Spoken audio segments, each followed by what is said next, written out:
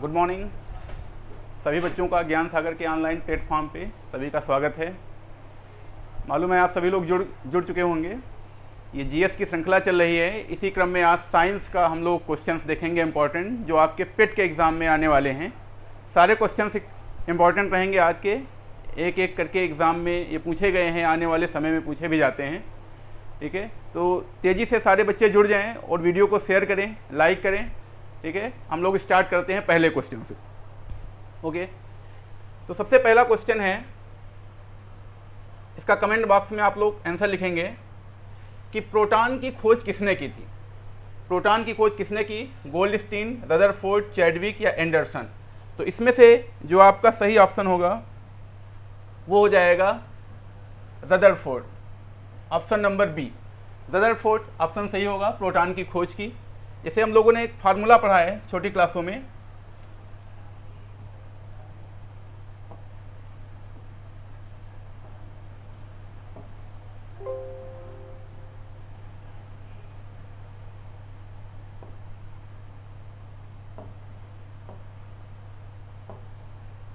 ठीक है,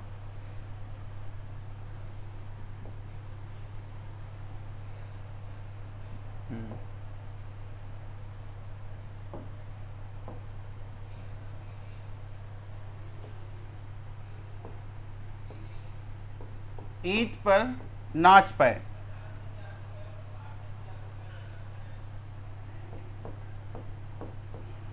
नाच पाए। तो ई से हो गया इलेक्ट्रॉन और टा से हो गया टॉमसन ने। इलेक्ट्रॉन की खोज टॉमसन, पा से प्रोटॉन की खोज रदरफोर्ड, ना से न्यूट्रॉन की खोज चैडविक ने और पा से पॉजिट्रॉन की खोज एंडरसन ने की थी। किसने की? एंडरसन ने। तो ऑप्शन नंबर सी सही हो जाएगा। अब आते हैं अगले क्वेश्चन पे, क्वेश्चन नंबर 2।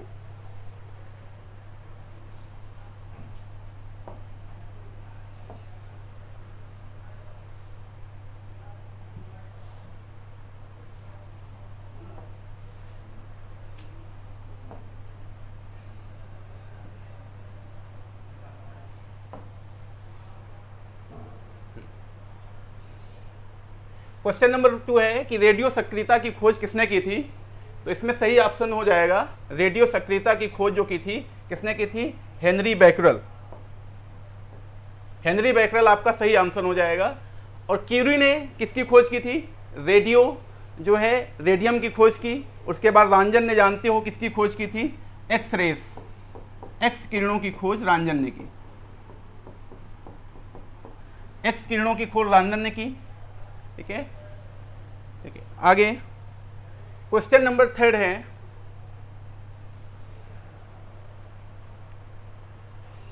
चलिए बताइए रेडियो सक्रियता की इकाई क्या होती?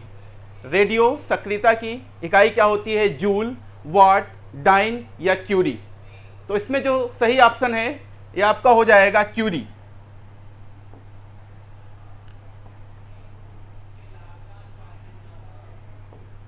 क्यूरी आपका सही ऑप्शन हो जाएगा, क्योंकि जूल जानते हो ये किसकी इकाई होती है? ये कार्य की होती है। वॉट ये शक्ति की इकाई होती है। डाइन ये सीजीएस पद्धति में बल का मात्रक होता है, बल।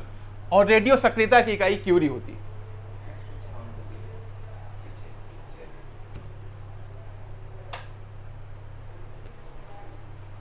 ओके, अब अगले क्वेश्चन पे, 4th क्वेश्चन है, आधुनिक रसायन विज्ञान का जनक किसे माना जाता है? Most important question. चलिए आप लोग कमेंट बॉक्स में बताएंगे कि आधुनिक रसायन विज्ञान का जनक किसे माना जाता है। पहले ऑप्शन पे है मेंडलीफ, इसको हम सेलेक्ट कर लेते हैं। हाँ, मेंडलीफ, लेवासिए, ऑटो हॉर्न या रदरफोर्ड। गुड, ऑप्शन बताइए मेंडलीफ, लेवासिए। तो इसमें सही ऑप्शन जो हो जाएगा आपका ये हो जाएगा लेवासिए। ठीक है, ओके। तो आधुनिक रसायन विज्ञान के जनक कौन है? लेवासिए हैं, बिल्कुल। ऑटो हॉर्न ये जानते हो किसके जनक हैं? इन्होंने परमाणु बम की खोज की। परमाणु बम की खोज करता ऑटो हॉर्न। और रदरफोर्ड ने प्रोटॉन की खोज की। प्रोटॉन अभी हम लोगों ने ऊपर पढ़ ही चुके हैं। और मेंडलीफ की जो है आवर्त सारणी, ये पुरानी वाली आवर्त सारणी जो है ये मेंडलीफ की है,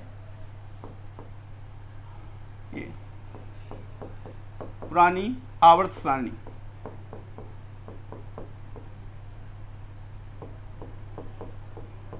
ये किसकी दी हुई है? मेंडलीफ की। ओके, आगे चलते हैं।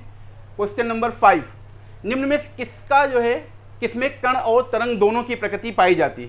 किसमें कण और तरंग दोनों की प्रकृति पाई जाती है? मेसान, प्रोटॉन, न्यूट्रॉन और इलेक्ट्रॉन। तो इसमें जो सही ऑप्शन हो जाएगा वो हो जाएगा मेसान। क्या हो जाएगा? मेसान इसमें सही ऑप्शन होगा, जिसमें कण और तरंग दोनों की प्रकृति पाई जाती है। आप लोग तेजी से वीडियो को शेयर करते रहें, लाइक करें, ठीक है। और बाकी प्रोटॉन, न्यूट्रॉन, इलेक्ट्रॉन में इनमें केवल जो है कण की प्रकृति पाई जाती है, तरंगों की नहीं मिलती है। लेकिन मेसान एक ऐसा होता है जिसमें कण और तरंग दोनों की प्रकृति पाई जाती है। प्रोटॉन की खोज मैंने अभी बताया है रदरफोर्ड, न्यूट्रॉन की चैडविक और इलेक्ट्रॉन की जे थॉमसन ने इसकी खोज की। आगे चलते हैं क्वेश्चन नंबर 6 पे। हाँ, रेडियो धर्मिता यहाँ पे नापी जाती है, यहाँ पे थोड़ा गलत है, ये मिसप्रिंट है, यहाँ पे धर्मिता होना चाहिए। रेडियो धर्मिता मापी जाती है बैरोमीटर, कैलोरीमीटर या पायरोमीटर या फिर गीगर मूलर काउंटर में। तो इसका सही ऑप्शन हो जाएगा, बहुत बार पूछा गया है क्वेश्चन है कि रेडियो धर्मिता किस में मापी जाती है? गीगर मूलर काउंटर में मापी जाती है। कई एग्जामों में क्वेश्चन आया हुआ है गीगर मूलर काउंटर। बैरोमीटर से मालूम है, इससे जो है दाब मापते हैं, दाब। ओके, पायरोमीटर से इससे उच्च ताप मापा जाता है, उच्च ताप मापते हैं। और इससे जो है ये कैलोरी का मापन करते हैं, कैलोरीमीटर से कैलोरी, ठीक है। तो रेडियो धर्मिता, गीगर काउंटर, बैरोमीटर से दाब, कैलोरीमीटर से कैलोरी और पायरोमीटर से उच्च ताप का मापन करते हैं। आगे क्वेश्चन नंबर 7 पे आते हैं। बहुत इंपॉर्टेंट है कि रक्त कैंसर, जिसको ल्यूकीमिया कहा जाता है, सबसे बड़ी बात है एक तो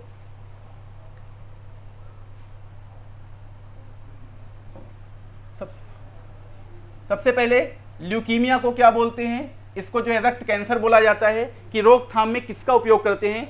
आयोडीन 131, सोडियम 24, फास्फोरस 32 या फिर कोबाल्ट 60। तो इसमें जो सही ऑप्शन होगा ये हो जाएगा फास्फोरस 32 का उपयोग जो है किसमें? रक्त कैंसर या ल्यूकीमिया के रोकथाम में किया जाता है। अब आगे बाकी देखेंगे अगले क्वेश्चन में आयोडीन का प्रयोग किसमें करते हैं, सोडियम की रोकथाम 24 का प्रयोग किसमें करते हैं और कोबाल्ट 60 का प्रयोग किसमें किया जाता है, आने वाले आगे क्वेश्चंस में देखेंगे।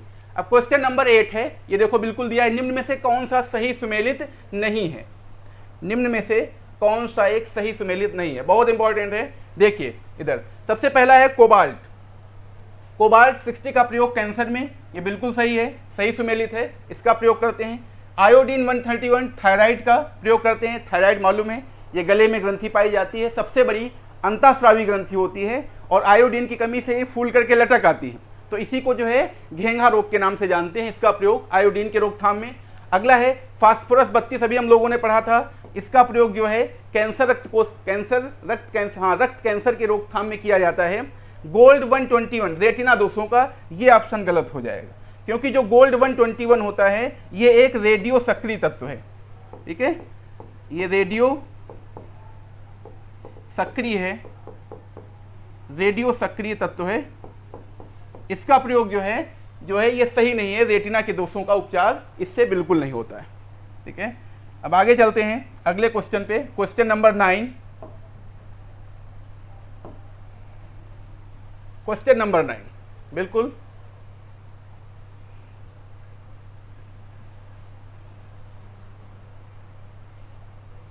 हाइड्रोजन बम के खोजा गया एडवर्ड टेलर, बर्नर बॉन, ऑग्न वीमर या सैमुअल ओहन।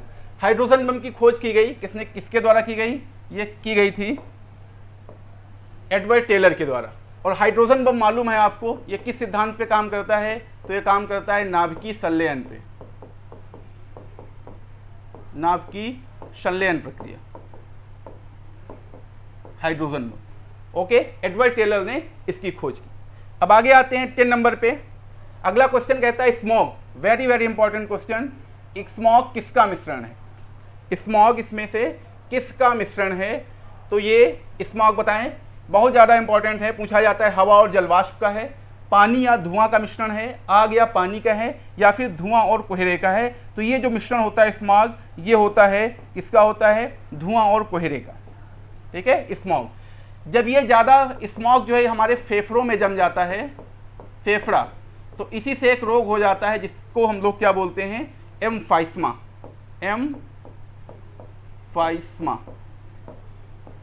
एम्फाइस्मा, जिसको हम लोग क्या कहते हैं, जिसको रक्त कैंसर के नाम से जानते हैं, रक्त कैंसर के नाम से जाना जाता है। ठीक है, ओके। तो ये स्मॉग, धुआं और कोहरे का मिश्रण है। अब आगे 11 नंबर क्वेश्चन है, निम्न में से ईंधन मान सबसे अधिक किसका होता है। ईंधन का मान जो है सबसे अधिक किसका होता है, हाइड्रोजन का, हीलियम का, या चारकोल का, या प्राकृतिक गैस का। तो इसमें से जो ऑप्शन हो जाएगा हाइड्रोजन, एकदम सही हो जाएगा। हाइड्रोजन का जो है ये ईंधन मान सबसे ज़्यादा होता है। और हाइड्रोजन को मालूम होगा आप लोगों को, इसको जो है भविष्य की धातु बोला जाता है। इसको, हाइड्रोजन को, ये भविष्य का ईंधन भी बोलते हैं, भविष्य का ईंधन भी हाइड्रोजन को कहा जाता है। और बाकी मालूम है प्राकृतिक गैस में सबसे अधिक क्या होती है, तो प्राकृतिक गैस में सबसे अधिक जो पाई जाती है मीथेन, NH3 पाई जाती है। ये भी, सॉरी, हाँ, मीथेन CH4 सबसे अधिक जो मिलती है मीथेन में, CH4, प्राकृतिक गैस में मीथेन सबसे ज़्यादा पाई जाती है। ओके, चलिए अब आगे आते हैं 11 नंबर क्वेश्चन। LPG किसका मिश्रण है जिसको लिक्विड पेट्रोलियम गैस कहा जाता है। LPG इसमें से किसका सबसे ज़्यादा मिश्रण होता है, तो ये होता है किसका, ये प्रोपेन और ब्यूटेन का मिश्रण होता है। LPG कई बार पूछा गया है किसका मिश्रण है। क्वेश्चन नंबर 3, वॉशिंग सोडा का रासायनिक नाम क्या है। कैल्शियम कार्बोनेट, या कैल्शियम एसीटेट, मैग्नीशियम सल्फेट, या सोडियम कार्बोनेट। तो इसका जो सही ऑप्शन हो जाएगा वो हो जाएगा सोडियम कार्बोनेट। वॉशिंग सोडा का सूत्र है, क्या होता है, Na2CO3। इसका ये फार्मूला है सोडियम कार्बोनेट। ये वॉशिंग सोडा यानी धोने वाले सोडे का रासायनिक नाम। ठीक है, क्वेश्चन नंबर 14, बेकिंग सोडा। अब इसका प्रयोग देखिए, बेकिंग सोडा का रासायनिक नाम, ये भी कई बार पूछा गया है पेपर में। बेकिंग सोडा, तो इसका होता है सोडियम बाइकार्बोनेट, सोडियम बाइकार्बोनेट। इसका जो फार्मूला है NaHCO3। ठीक है, ये है आपका बेकिंग सोडा। फोटोग्राफी में कौन सा रसायन प्रयोग किया जाता है, sodium thiosulphate, silver iodide, okay, या सोडियम नाइट्रेट, या सिल्वर नाइट्रेट। तो फोटोग्राफी में जो सबसे ज़्यादा यूज होता है वो होता है सोडियम थायोसल्फेट का। ओके, और सिल्वर आयोडाइड से मालूम है इससे क्या होती है, कृत्रिम वर्षा होती है।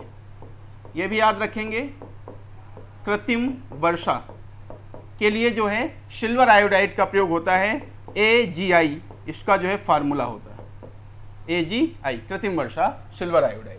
बाकी ये हैं दो। ठीक है, अगला है क्वेश्चन नंबर 16 की बात करेंगे।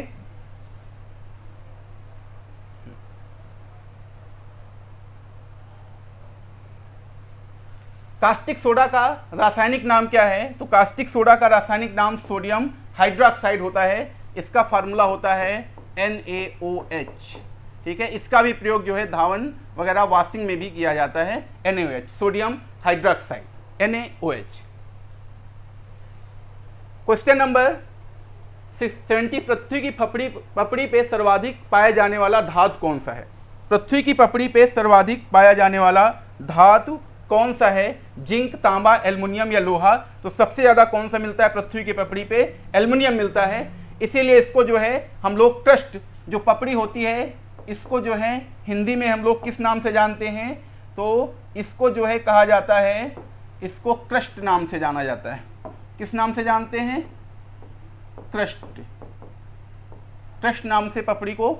और ये जो मिलकर के बनी होती है, किससे मिलकर बनी होती है, ये सिलिकॉन और एल्युमिनियम से मिलकर बनी होती है। इसीलिए इसको जो है सियाल के नाम से भी जाना जाता है, सियाल।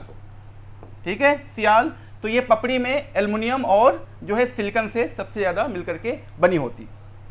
क्वेश्चन नंबर 18, क्रायोलाइट किस धातु का मिश्रण होता है? एंटीमनी, बेरियम, आर्सेनिक या एल्युमिनियम? तो जो क्रायोलाइट होता है ये एल्युमिनियम का जो है अयस्क है, धातु का अयस्क है, इससे एल्युमिनियम प्राप्त की जाती है। ठीक है, एल्युमिनियम क्रायोलाइट से। अगला है 90 नंबर, कहता है कि जल शोधन के लिए किसका प्रयोग किया जाता है? सिरका का, बेकिंग सोडा या एलम या इसको टैट्रिक अम्ल जिसको कहते हैं। तो जल शोधन के लिए किसका प्रयोग होता है? जल्दी से बताएं। एलम का प्रयोग होता है। एलम को हम लोग फिटकरी के नाम से भी जानते हैं। किस नाम से? फिटकरी के नाम से भी जाना जाता है एलम को। ठीक है, और बहते हुए रक्त को भी रोकने के लिए एलम या फिटकरी का प्रयोग करते हैं। सिरका में एसिटिक अम्ल मिलता है। टैट्रिक अम्ल किस में मिलता है? यानी कि सबसे ज़्यादा जो है ये इमली वगैरह में मिलता है। जैसे इमली है, इमली में टैट्रिक एसिड सबसे ज़्यादा पाया जाता है। Question number 20, plaster of Paris का रासायनिक सूत्र आप लोगों ने छोटी क्लासों में पढ़ा होगा कई बार। 2CaSO4.5H2O ये प्लास्टर ऑफ पेरिस का सूत्र होता है। इससे वगैरह क्या करते हैं? हड्डियाँ या फिर खिलौने वगैरह बनाने के लिए इस्तेमाल किया जाता है। पीओपी हो गया। जल्दी से देखते हैं किस रसायन का प्रयोग फल पकाने के लिए किया जाता है? मोस्ट इंपॉर्टेंट, इसको आप वेरी इंपॉर्टेंट लगाएंगे, बहुत ही इंपॉर्टेंट क्वेश्चन है। किसका प्रयोग जो है, रसायन का प्रयोग कृत्रिम तरीके से फल पकाने के लिए करते हैं? Sodium chloride, calcium carbide, potassium chloride या अमोनिया? तो ये होता है कैल्शियम कार्बाइड का प्रयोग जो है कृत्रिम तरीके से फल पकाने के लिए किया जाता है, calcium carbide Ca। Question number अगला है, नीला थोथा का रासायनिक नाम क्या है? नीला थोथा का रासायनिक नाम, जिसको हम लोग कॉपर सल्फेट के नाम से भी जाना जाता है, CuSO4, कॉपर सल्फेट, यही होता है इसका रासायनिक नाम, कॉपर सल्फेट, नीला थोथा का रासायनिक नाम। ठीक है। क्वेश्चन नंबर 23, निम्न में से कौन सा एक सिल्वर नहीं है? ये भी कई बार पूछा गया है। निम्न में से कौन सा एक सिल्वर नहीं है? इसको भी आप लगाएंगे वेरी इंपॉर्टेंट। कौन सा एक सिल्वर जिसमें नहीं पाया जाता है? तो कौन सा है वो? Horn silver, German silver, Ruby silver या लूनर कास्टिक? तो इसमें से जो जर्मन सिल्वर होती है इसमें जो है सिल्वर यानी चांदी की मात्रा नहीं पाई जाती है, बाकी सब में ये मिलता है। निम्न में से कौन सी धातु, अगला क्वेश्चन है, स्वतंत्र अवस्था में पाई जाती है? कौन सी धातु जो है स्वतंत्र अवस्था में पाई जाती है? तो सबसे पहला है इसमें एल्युमिनियम, सोना, लोहा, सीसा। कृत्रिम अवस्था में पाने का मतलब है स्वतंत्र अवस्था में कि ये धातु किसी से अभिक्रिया नहीं करती, यानी क्रिया नहीं करती है। एल्युमिनियम, सोना, लोहा या सीसा? तो इसमें जो सही ऑप्शन हो जाएगा ये है आपका सोना। ठीक है, ये जो धातु होती है, ये जो मेटल होती है, ये स्वतंत्र अवस्था में पाई जाती है, यानी कि ये जो है किसी से अभिक्रिया नहीं करती है, बाकी सब किसी न किसी से ये अभिक्रियाएं कर लेती है। क्वेश्चन नंबर 25, धातुओं का राजा किसे कहा जाता है? ठीक है, सब लोगों को पता होगा, सोना को, चांदी को, एल्युमिनियम या लोहा को? तो आप लोग इसको कमेंट बॉक्स में जल्दी से करके बताएंगे कि धातुओं का राजा किसे कहा जाता है। तो इसमें से जो सही ऑप्शन हो जाएगा, धातुओं का राजा यानी किंग ऑफ जो है मेटल, ये किसको कहा जाता है? ये कहते हैं सोना, यानी गोल्ड को कहा जाता है धातुओं का राजा। चांदी की ये ऐसी धातु होती है जिसकी विद्युत चालकता यानी सबसे ज़्यादा होती है, ये जो है सबसे अधिक जो है सुचालक धातु है, सर्वाधिक सुचालक धातु।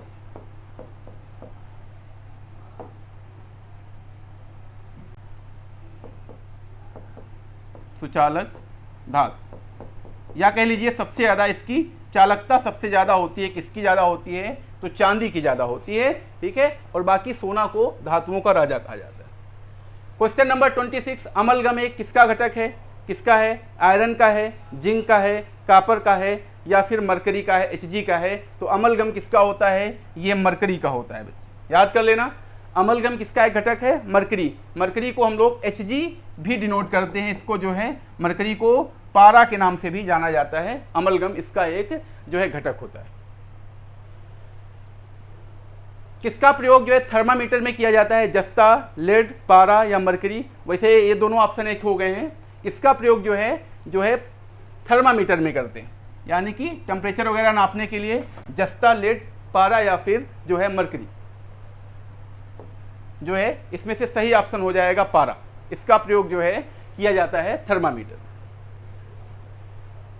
सिंदूर का रासायनिक नाम क्या है? कैल्शियम कार्बोनेट या पोटेशियम नाइट्रेट, पोटेशियम सल्फाइड या मरकरी सल्फाइड। तो सिंदूर का जो है रासायनिक नाम है मरकरी सल्फाइड, इसको जो है मरकरी सल्फाइड, Hg जो है SO4 के नाम से इसको जाना जाता है सिंदूर को। 2 क्वेश्चन सर जल्दी देखते हैं। हाँ, कार के इंजन में नॉकिंग, जिसको हम लोग नॉकिंग को हिंदी में अपस्फुटन बोलते हैं, जो ध्वनि आती है नॉकिंग को, इसको किस नाम से हिंदी में अपस्फुटन के नाम से जाना जाता है। ठीक है, इससे बचने के लिए किसका प्रयोग करते हैं? एथिल अल्कोहल, ब्यूटेन, टेट्राएथिलेट या श्वेत पेट्रोल। तो नॉकिंग से बचने के लिए TiL टेट्राएथिलेट का प्रयोग किया जाता है। ओके, लास्ट क्वेश्चन है इसका, फ्यूज तार बनाने में किसका उपयोग होता है? वेरी इंपॉर्टेंट क्वेश्चन है। फ्यूज तार बनाने के लिए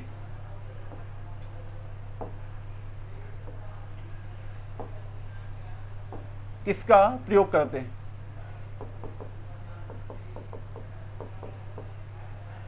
टिन और तांबा, टिन और सीसा, टिन एल्युमिनियम या फिर निकेल और क्रोमियम का प्रयोग करते हैं। तो इसमें सही ऑप्शन हो जाएगा टिन और सीसा का प्रयोग जो है ये किया जाता है किसके प्रयोग में? फ्यूज तार बनाने के प्रयोग। ओके, तो ये आज का सेशन यहीं से रखते हैं, बाकी फिर मिलेंगे साइंस के क्वेश्चन के साथ, 30 क्वेश्चंस के साथ।